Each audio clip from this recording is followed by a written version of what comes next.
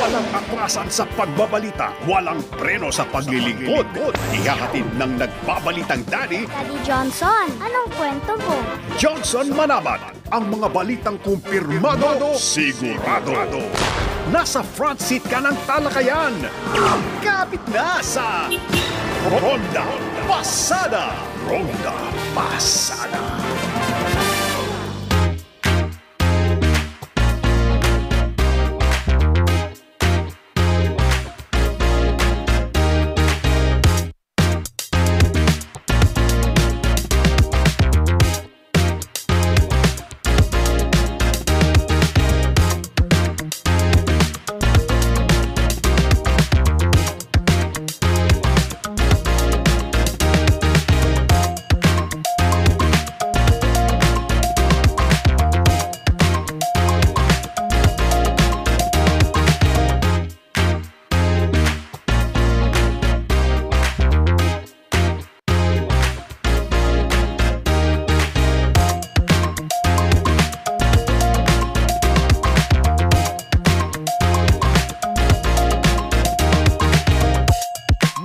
Magandang umaga muli mga kapamilya. Kumusta na ho kayo ngayong araw na ito ng Monday? Oy, June 2 na po tayo ha, 2025. Muli samahan nyo kami sa isang oras nating balitaan at kwentuhan hanggang alas 6 ng umaga. Naninibago kayo ha?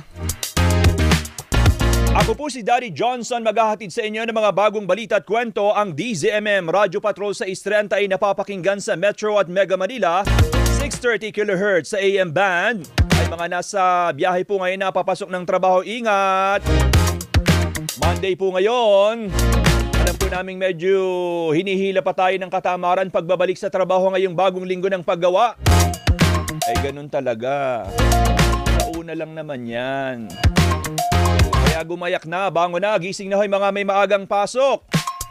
Sabayan po tayong napapanood nationwide sa DZMM Teleradyo Cable Channel at sa buong mundo sa pamamagitan ng The Filipino Channel at I1 TFC app. Mag-subscribe na at panoorin po kami sa YouTube at Facebook. I-search lamang po ang DZMM Teleradyo. Para sa mga mensahe o reaksyon, maaari ho kayo magpadala ng inyong mga entries sa ating Viber number na 0919-278-3000. At mag-komento rin sa ating YouTube channel. Hanapin lamang po ninyo ang Teleradyo Serbisyo. Magandang morning. Bago na, gising na ho kayo mga kapamilya. Bagong umaga na, bagong linggo, bagong programa. Ako po si Daddy Johnson. Oras po natin 5:06 at sa oras po natin yan, narito na mga mainit na balita ngayon.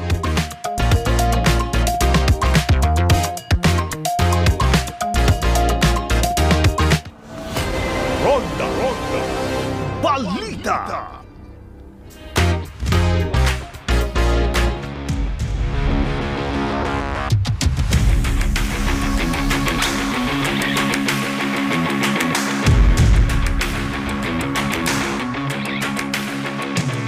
Sa mga mainit na balita ngayon, mahigit 30 lugar makararanas ng delikadong heat index ngayong araw.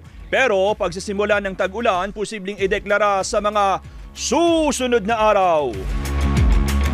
Malawakang pagkukumpuni sa EDSA, sinuspinde ni Pangulong Bongbong Marcos.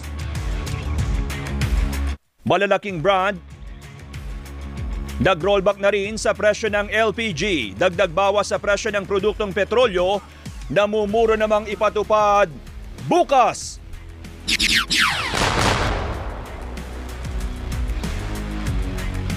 Presyo ng ilang school supplies posibleng tumaas habang papalapit ang pasukan.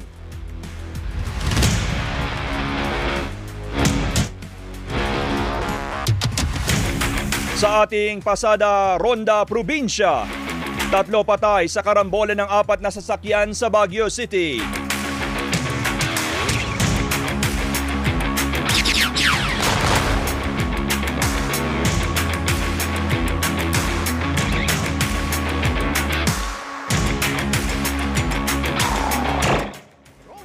Panahon.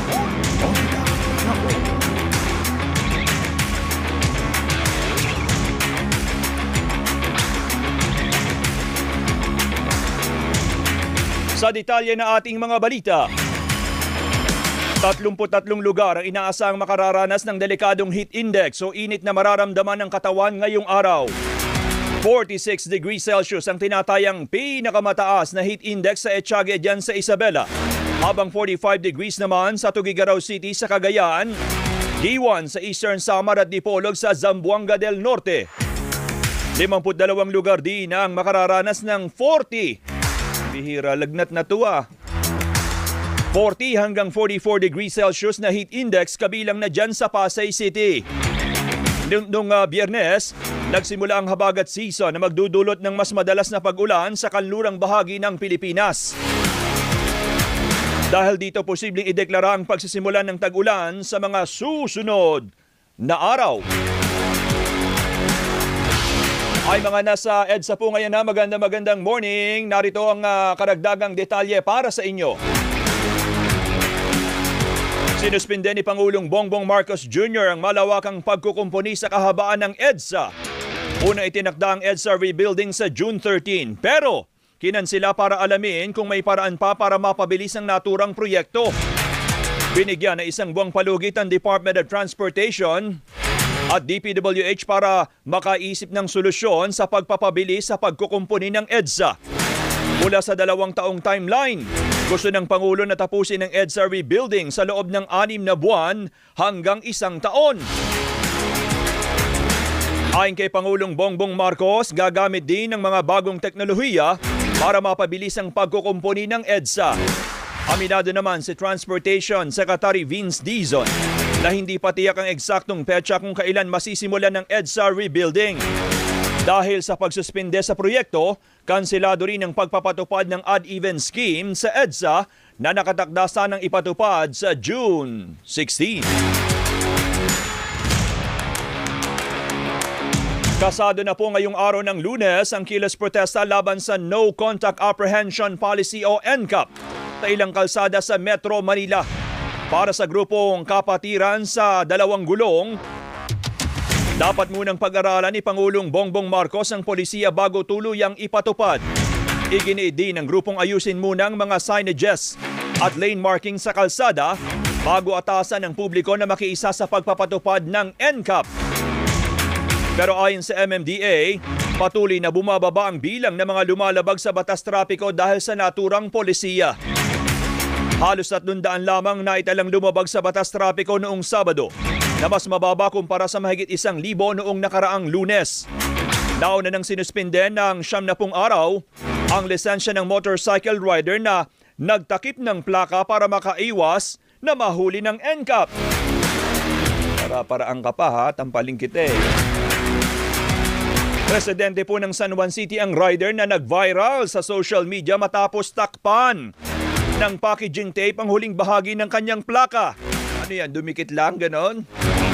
Babala po ng MMDA, pagmumultahin ng 5,000 piso ang sinumang mahuhuling nagtatakip ng plaka para makaiwas sa NCAP.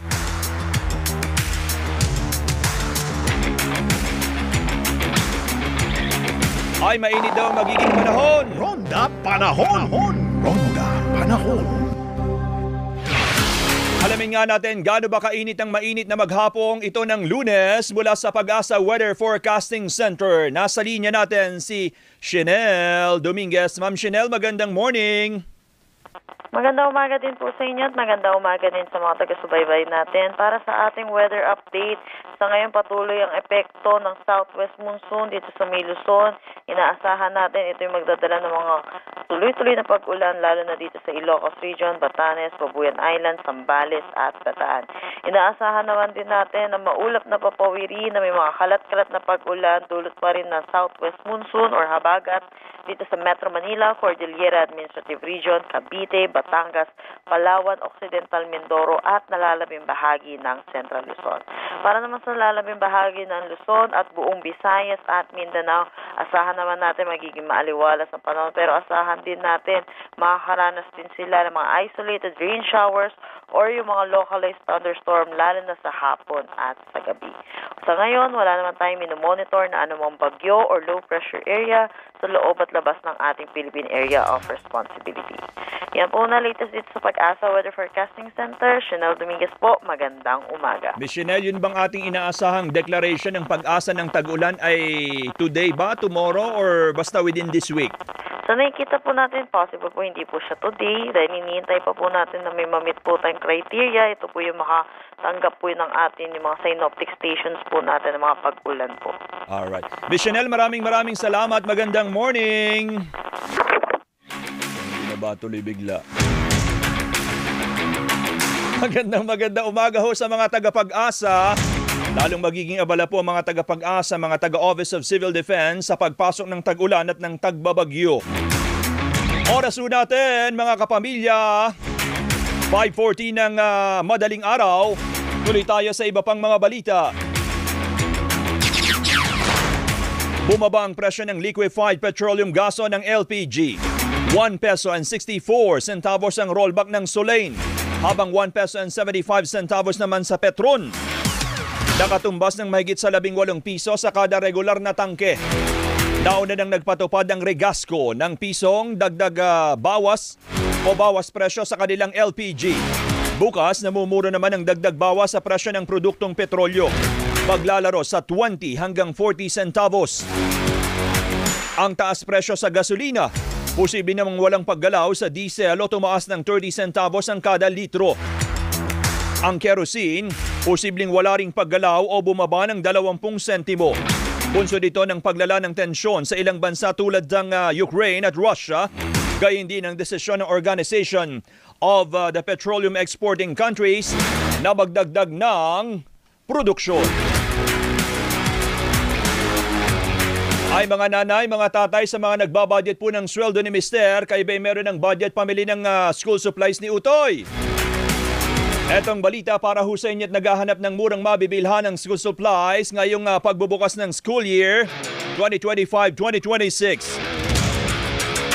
Mga nanay, posible raw hong tumaas ang presyo ng school supplies habang papalapit ang pasukan sa mga pampublikong paaralan sa June 16. Sa price guide ng Department of Trade and Industry, naglalaro. Ba't ba laging naglalaro? Kanina sa produktong petrolyo naglaro na. Naglalaro daw po sa 15 hanggang 52 pesos kada peraso ang presyo ng... Mahal na pala ng notebook ngayon. Archie Lagman, ay nung araw magkano lang ba notebook natin? Mahal pala nanay 15 pesos hanggang 52 pesos ang kada peraso ng presyo ng notebook. Habang 6 hanggang 17 pesos naman ang kada peraso ng lapis. Naglabas din po ng gabay sa pamimili para sa ballpen, crayons, pantasa at ruler. Maaari pong makita ang kabuang price guide na yan sa e-presyo website ng DTI. Nagbabala naman ng DTI sa mga retailer at supplier na pagtataas ng presyo ng school supplies, maaari daw ho kayong managot. O huwag nyo na isiping lalabas kayo na imburnal, pambihira. Nagpapapaniwala kayo sa mga nakikita nyo sa online Bagay iba ginagawa namang content Pero baka may makaisip nga na, nako, tigil-tigilan nyo na yan. Nagpaliwanag po ang DSWD sa pagbibigay ng 80,000 pisong livelihood assistance sa babaeng palaboy na lumabas sa kanal dyan sa Makati City. Yung kasama kong si Kuya Noel Napone tsaka si Sir Jeff Rio Florido, may kami maganda-gandang kanal ditong pwedeng malabasan. Basta pag nakuha nyo yung 80,000, Kuya Noel put muna lunch natin Kasunod po ito ng batikos at biro ng mga netizens sa social media na naghahanap ng imburnal para daw mabigyan